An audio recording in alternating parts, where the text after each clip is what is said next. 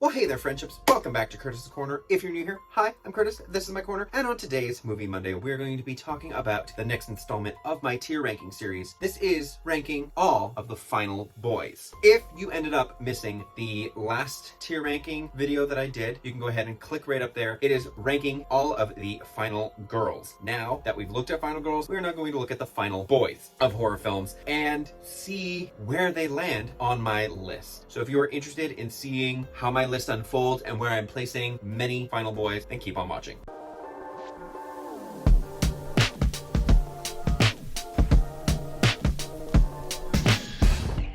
So like I said, we are going to be ranking the final boys in horror movie history. However, before we start that list, please make sure you give this video a like and subscribe to the channel for weekly videos as well. If you look in the description down below, you can see a link to my Patreon. For only $1 if you subscribe, you get creative control over my entire channel and you get to dictate what I'm putting out. Plus, you also get early access to all of the videos before they come out onto YouTube. So if you're interested, link is below. Give me a little follow over there. I highly appreciate it. Now, let's move on with the rankings. So I've broken down my tier list into the 5 categories as per usual, and our first category right up at the very top, the best of the best, this is called Welcome to the Losers Club. Anyone who knows it, you know the Losers Club is full of aspiration, going against all odds, being the best that they can be, and ultimately striving and working together to overcome obstacles in the way. That's why I've labeled it this. This is where the top tiered best final boys are going to be going. Tier 2, we're going to be calling it Groovy. Ash from Evil Dead, that's his little catchphrase. Groovy, you're great. You are a great final boy. You just missed the cut of being the best of the best, but you're still there. You did a lot of effort. You pulled your weight through the film. You are fully entitled to being a final boy. Tier number 3 is called Survivors Gotta Stick Together. This is exactly how it sounds. You survived with the help of others. You gotta stick together in order to survive. So that's where all of those type of characters are going to be going. Tier 4 is One Generation's Tragedy is the next one's joke. This is, why are you even here? What exactly did you do? Are you really actually a final boy? You basically shouldn't be, but you are. And it's kind of funny how you managed to be the final boy when you very much should have died because of the choices you made. And finally, tier 5 is called Die, Die, Die. This is where the final boys really should not be final boys. They were completely useless. They brought nothing to the table. They were zero help. They challenged the people who are actually trying to defeat the villain of their film. They are just the worst of the worst. Before we get into the rankings, this is coming with a spoiler alert. This is talking about the final character in every type of film. I will be leaving timestamps down below as well, so you can kind of jump around if you want to see kind of where I've put everyone. But keep in mind, I am going to have a visual of everyone by the end as well, so if you don't want to spoil, maybe you should probably take a gander and look what films I am actually going to be talking about, give them a little watch, and then come back to the video. I have some honorable mentions to talk about first. First, we have Alex Browning from Final Destination. Now, you can argue the fact that he is a final boy because by the end of the film, it does just cut to black. However, as we know with the second one, he does end up actually dying between films off screen. We also kind of assume that he will be kind of dying because at the end of the film you see it skipped him and then just went back around again to everyone who came before him, so that tells you it's just going to be circulating until he does die. So while he did survive to the end of the film, he is technically not an actual final boy. The next person I want to talk about is Arthur from The Woman in Black. He also makes it to the very end of the film. Everything seems all well and good. He managed to stand up against the Woman in Black. He managed to survive his time being in the Marsh house, but it is a bait and switch. He does end up technically dying, and you only find out when he ends up seeing his dead wife afterwards. Finally, our last honorable mention, Toby, the good little dog from Friday the 13th, Part 8. He looked like he was going to get killed by Jason, but I guess he just ran, hid the rest of the film, and just shows up at the end. It's a dog. I gotta put him on. I'm sorry, but didn't do anything, didn't help in any situation, so therefore not technically a final boy, but he did survive technically, so there's that. So let's start with our first entry. First up, we have Andy from the original Child's Play. Now, Andy didn't really do too much in the first one. However, as the films progress, he does become more and more resourceful, more helpful, more aiding in the combat against Chucky. He can hold his own for the most part, but like I said, as the films progress, he does become more useful to the situation at hand and is able to best Chucky, therefore also becoming another one of his greatest adversaries. Next up, we have Andy from the 2019 remake of Child's Play. Now, while I'm not a big fan of this film as a whole, Andy in this is definitely a lot more resourceful than the original Andy. He fights hard. He has that kind of tear within himself where he is trying to do the right thing, but he's also going along with the doll, and just you see him making plans, you see him fighting, you see him rescuing literally his mother. He is a great final boy in this film. I think his performance in this film actually elevates the film as a whole, but he is definitely a great adversary for this version of Chucky. Next up, we've got Ash from The Evil Dead. Ash was very, very useless in the first one, and yet he survived. However, again, as the films progress, he becomes more and more reliable. You can count on him to actually get a job done. He becomes stronger. He's able to not only defeat some Deadites, but he's also able to defeat himself twice with his hand, as well as a weird zombie monster medieval version of himself in Army of Darkness as well. Ash is a strong opponent to all of the Deadites. He does persevere. He does come up with plans as the films progress, but the reason why he's not S tier is because not every film is consistent with how he behaves. Therefore, he is down in this tier here. Now, Chad is a fun choice to kind of talk about because in the first film, you're really just kind of feeling out this character, not really sure where he's going to stand and what he's going to do. But as the film progresses, you can see that he is kind of challenging the thought process of Ghostface throughout 5 and really standing up for all of his friends in Scream 6. I find his character development between 5 and 6 is really well done. I think he shows that he just has this passion to really help his friends and really want to get the job done and defeat Ghostface once and for all. Ultimately, he does succumb to a lot of his wounds, which kind of does put him out of play for a good chunk of each film, but he is there. You feel his presence, you feel the impact of when he is leaving, and he is still surviving everything that he is going through. Charlie is an interesting character as well, who does belong here. He does get aided along with some other side characters in this film as well, but for the most part, he is ultimately going after and defeating vampires. Not only is he trying to go up against his neighbor who's a vampire, but he's also going after his old best friend who then turns into a vampire. There's a lot of different aspects that come into play with this character, and the heart and soul that he's showing, the care for his friends, his family, and everyone around him, plus ultimately trying to one-up the vampires in order to best them in combat, is why I'm placing Charlie in this tier. Now we have Chowder from Monster House. He's there to be there. That's essentially his character. He tries to make light of the situation, kind of like what Richie does in It, but not as effectively. He's very much carried along the way. He doesn't really come up with plans. He's not all that smart. He does kind of be in the way without being in the way. Like if you took him out of the equation, the movie would still kind of progress along in the same way that it was laid out to be. He doesn't bring any change, whether he's in there or not. He's just kind of there, and he is just a character that survived only because of the people that he had around him. Now we've got Clay. Clay, I thoroughly enjoy this character. He is ruthless. He's able to get a job done. He doesn't care what anyone thinks of him. Once he has his mind set on something, he's sticking to it, and he's going after the main goal of what he needs to get done, which is rescuing his sister and defeating the person that took her. He does get some help from other characters. However, he is the one who's leading the charge. He is the one who's coming up with the plans. He is the one who's taking action and ultimately getting everything that needs to be done.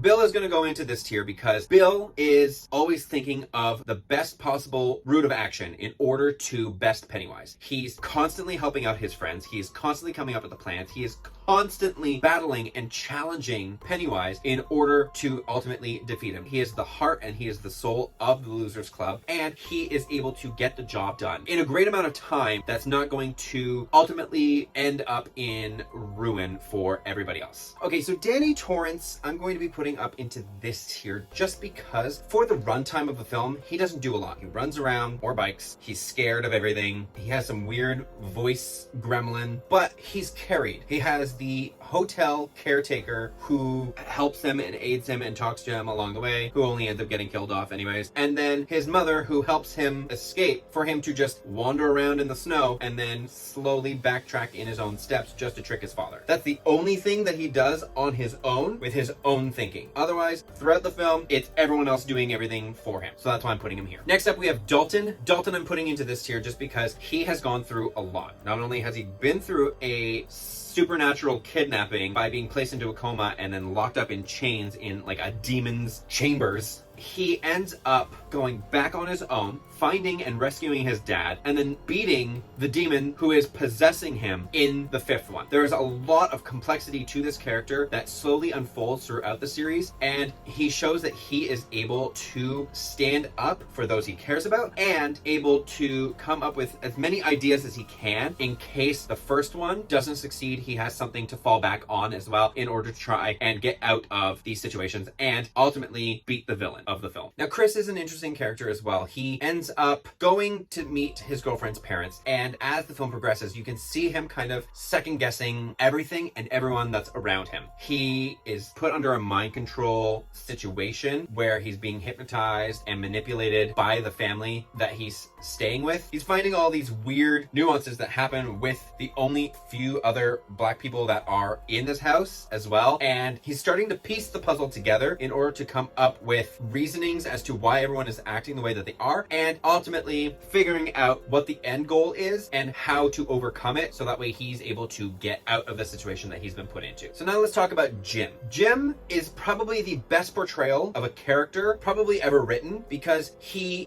wakes up to nothing around him, no one around him, everything's kind of slightly in ruins, everything is abandoned, he has no idea what is going on, and all of a sudden you have these people who have this like zombie rabies type disease who are chasing after him, literally running. Me personally, kill me now, I'm not making it to Final Boy. However, he manages to overcome the situation. He's able to outrun, outbeat, outthink all of these different infected people and survive to the end. Now, there are 2 endings, but I'm going to the one that he does ultimately survive in, and it shows that he is able to think practically and logically of how to be the best he can in the situation that he's been put into. Now we have Jesse from A Nightmare on Elm Street 2. Now, while he's not physically fighting Freddy, but he is internally battling with his own demons, which is being represented as Freddy. There's a whole lot of undertones within this film, and you can pick up on them very easily, and you can see the struggle that Jesse is going through. Now, he does help defeat Freddy by the end of the film as well, like always, by bringing him into the real world and defeating him, but there is a lot of internal struggle about his identity and who he is, and just the amount of fighting that he has to do throughout the entirety of the film is why I'm putting him into this tier.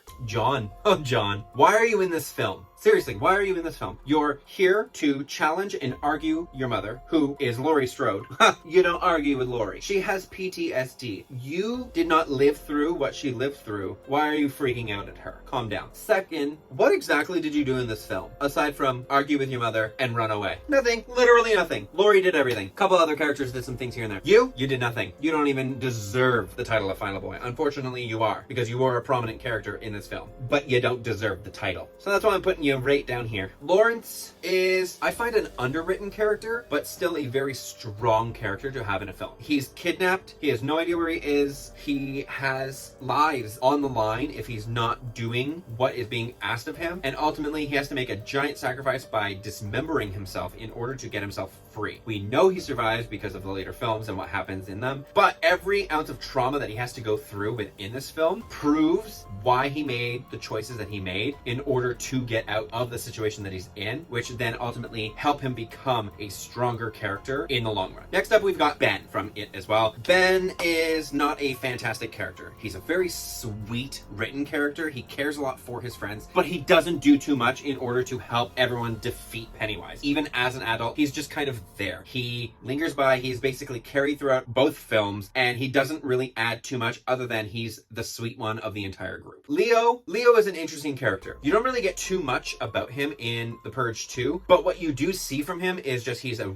ruthless character. He does not care who gets in his way. Yeah, he goes out of his way to help other people who are trying to survive and have no thought about partaking in the Purge, but he is ultimately a killing machine. He goes up against anyone and everything. It almost seems like he has superpowers, but doesn't. Like, it's like plot armor to the extreme. He is just so unbeatable and so ruthless. Like, there's no shock as to why they made him the main character of this one, the third one, and how he's going to come back for the 6th one as well. He's a great character. You'll learn more as the film progresses about him, especially in the 3rd one, and he's just someone that you really want to have on your team during a purge. The next character we're going to be talking about is Mike from Predator 2. Mike is a strong character. Not as strong as Arnold Schwarzenegger's character of Dutch, but he is still a very strong character. He does put up a good fight against the Predator. He's able to outsmart the Predator for the most part and be able to use his surroundings in order to hide himself away. And ultimately, when it comes down to the final battle, he does end up finding ways to best the Predator and even gets praised by other Predators that show up by the end of the film. Next up, we have Marty. He, I find, is a great representation of what characters can be. Most times, the stoner character is very underwritten, trying to be funny but isn't, whereas Marty is hitting every single beat. He manages to get the punchlines. He acts stoner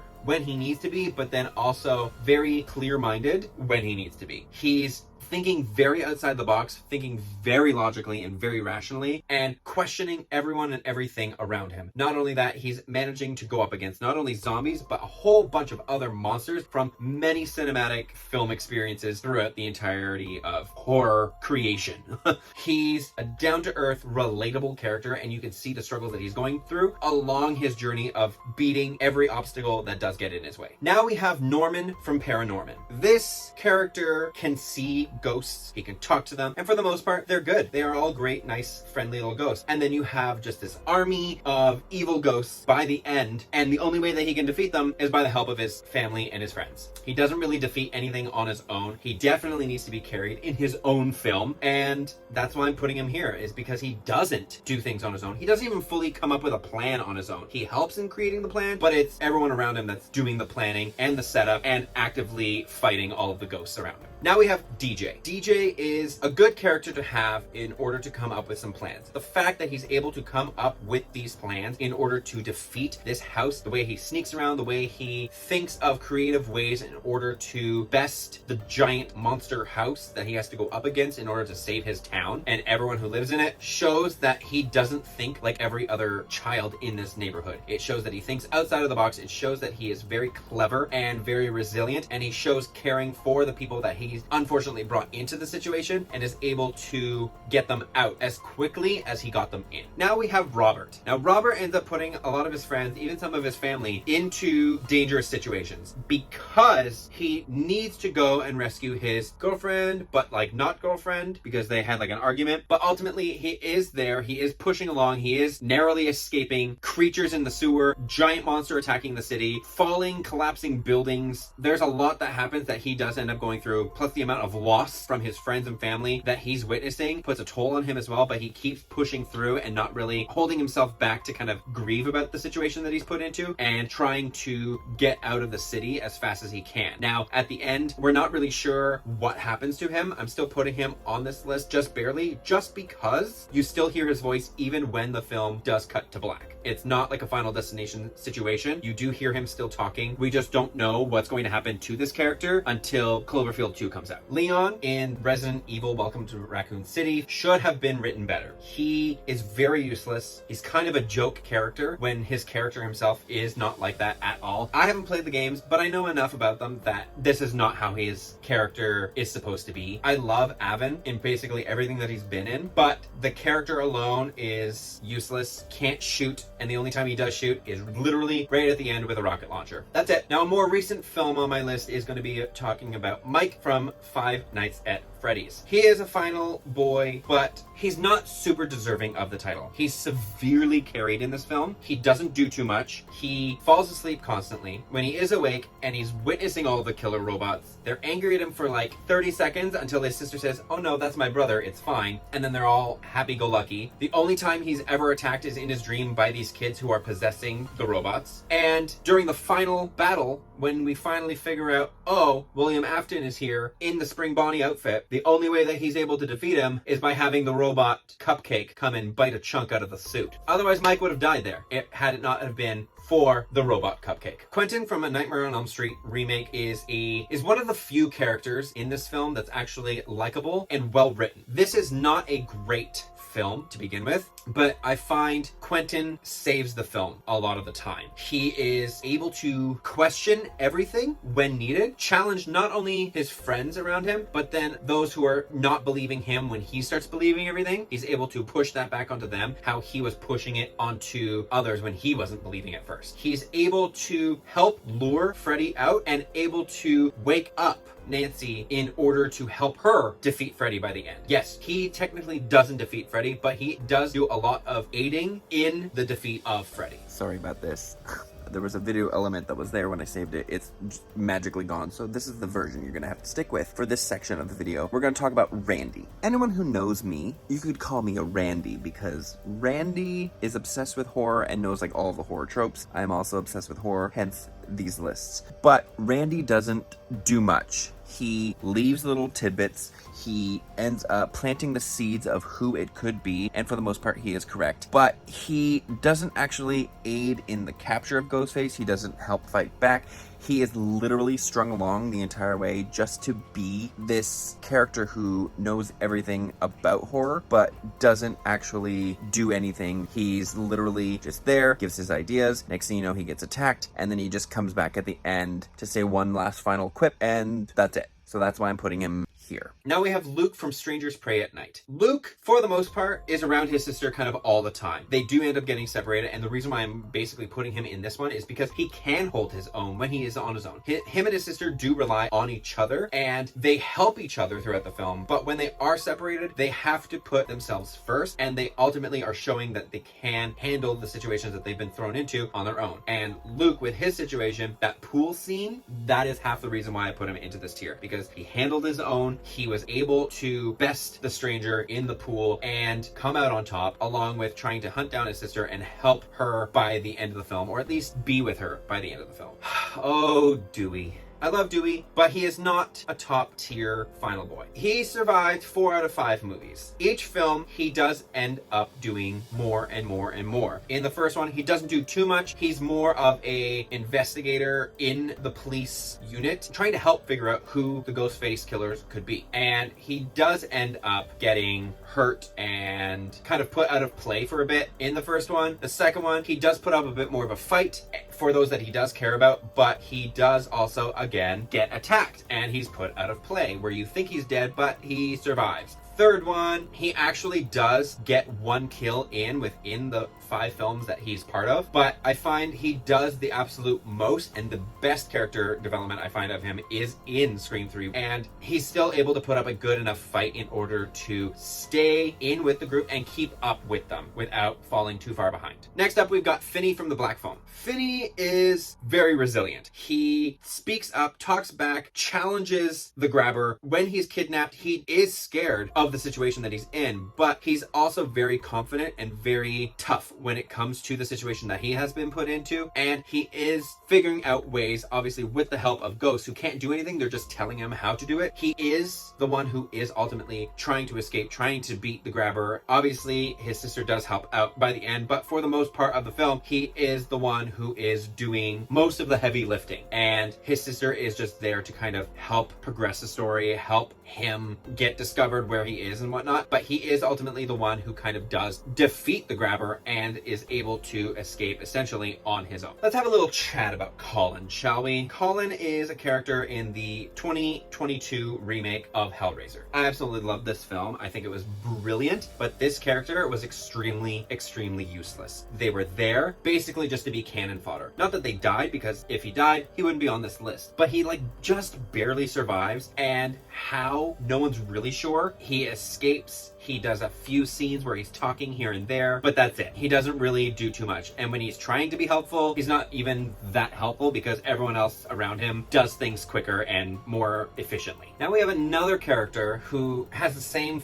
name as their own film, and that's Shaun from Shaun of the Dead. Again, he is carried through this film. He does do a lot of heavy lifting, but he's never alone doing it. There's always someone else with him that's constantly fighting these zombies, helping him along, helping come up with plans and ideas and how to get out of the situation. Not one situation is him on his own figuring out something or accomplishing something. It's always with other people, and that's how he's basically surviving, is with the smarts and the actions of everyone else around him. Now we're going to talk about OJ from Nope. OJ is a very complex character, but he doesn't do too much. He's in denial a lot of the time about aliens, even though he's seen really strange things happen. And when he finally does come to understand, okay, it's something something otherworldly that's happening here. He still needs the help of not one, but two tech people and his sister. He is mainly the distraction for the climax of the film, and his sister is ultimately the one that defeats the alien, but like he doesn't do anything. All he does is ride a horse to get the attention of the alien, and that's it. So he's here because he's been carried in this film. Dutch is in this tier, mainly it's because it's Arnold Schwarzenegger. He not only is able to hand-to-hand combat this predator, basically, but he's able to be stealthy about it. He's able to outsmart it. He is able to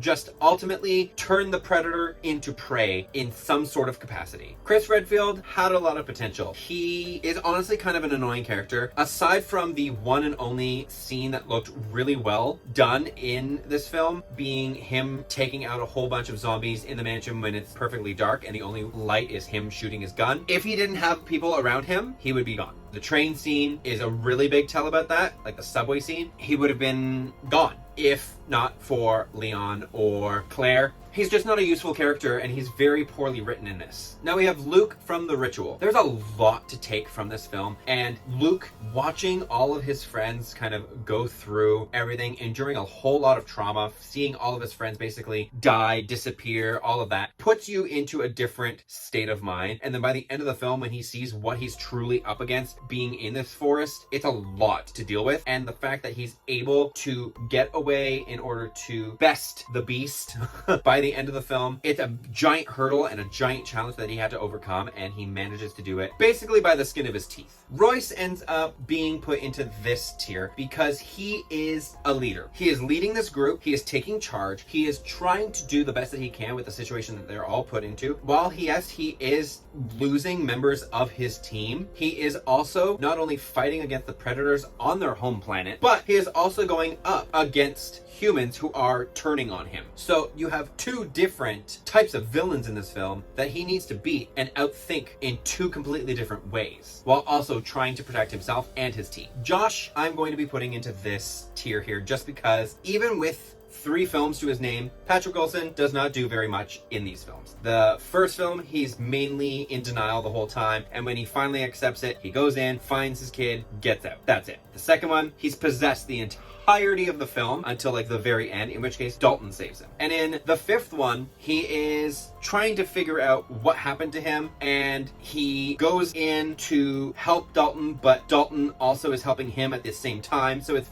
he doesn't work alone, and he needs help. So that's why he's here. Tommy is a fun character to have in a film, especially at the end of Friday the 13th Part 4. He's very much just goes straight into psycho mode. He bests Jason by making himself look like him when he was younger, manages to take him out, constantly just rips into him over and over and over again. He carries the next 2 films on his back while also struggling to go against the norm and being challenged every step of the way by every character that's around him. He's able to still best Jason in 3 films. Now, Mike from It, I'm going to be also putting into this tier just because he is kind of a jerk character. He needs the help of his friends in order to defeat Pennywise. He puts all of his friends actively in danger. He manipulates them, he tricks them, he lies to them, and when it's time to actually do battle, he doesn't do a whole lot. Everyone else is jumping in and doing way more than what he is. He's trying to push out these ideas, but no one really listens to him because they all think he's kind of dumb, and then they kind of resent him in the second chapter because of what he's done and how he's manipulated them into the situation. And he's trying to be the leader when we all know Bill is actually the leader of the group. Next up, we have Richie. Richie is a really complex character, actually. Even though it doesn't seem like he is a very complex character. He does make a lot of things more lighthearted, kind of making a joke as much as he can in order to keep the tension and the severity of the situation that they're put in into a lighter space, so that way they can kind of go in with the upper hand and not be too boggled down with fear, because as we all know, Pennywise does feed on their fear, which makes him stronger, makes them weaker, and ultimately he's able to get the upper hand. However, with Richie being part of this and making light of everything that they're being thrown into, they do end up getting the upper hand. He does end up helping to defeat Pennywise as a kid as well as an adult. He is out for vengeance, but he is a very well written character and adds a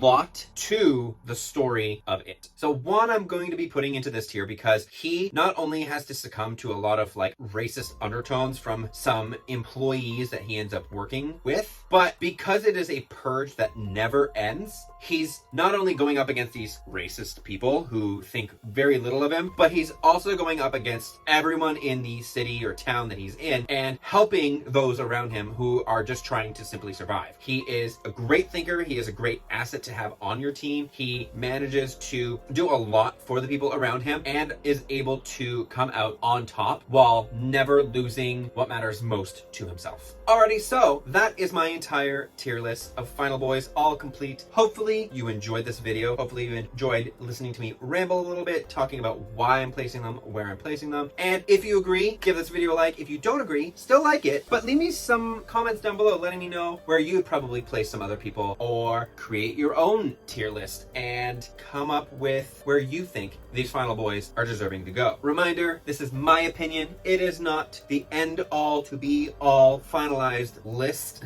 I am one person of many people who have done this. This is just my opinion, and if you don't agree, that is fine. You are entitled to your opinion, just as I am entitled to mine. So with all that being said, thanks for watching. Make sure you give this video a like, hit that subscribe button for weekly videos, and hit that notification bell so you know when I post a brand new video, because if you don't, how else are you going to know when I post? You won't, so do it. I will see you on Thursday for a brand new makeup video. I'm going to be playing with the Friday the 13th X Glamlight collection. I'm super excited to use that, and the week after that I have another thing that's coming and I will explain it on the next video. But until then, goodbye friendships.